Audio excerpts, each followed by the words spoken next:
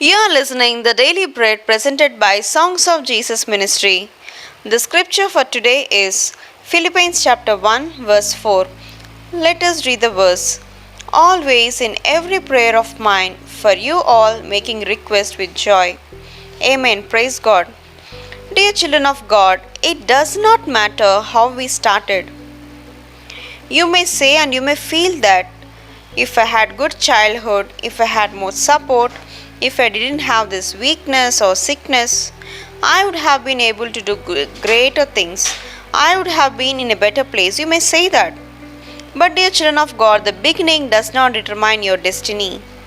Wherever you start, it will not determine your destiny. Our God didn't call us to give the unjust end, to give the lost end or a lone end, or you end with bankruptcy. Our God didn't call us for that.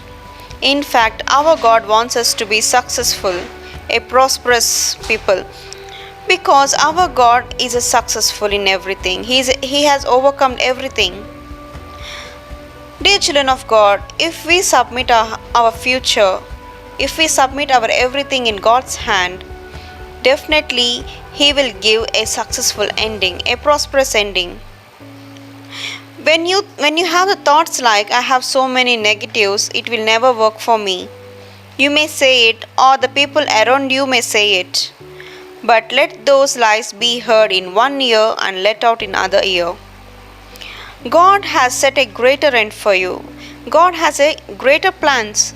Even if you start with the inequalities, He wants to shine His grace and give you the good breaks. He wants to nurture you and do the extraordinary things in you and around you, through you.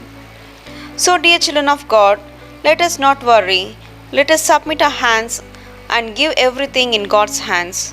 Definitely, we will be successful. Amen. Praise God. God bless you. Thank you for taking your valuable time and giving a hearing. You can share with us your prayer request in the comments below. We will pray for you.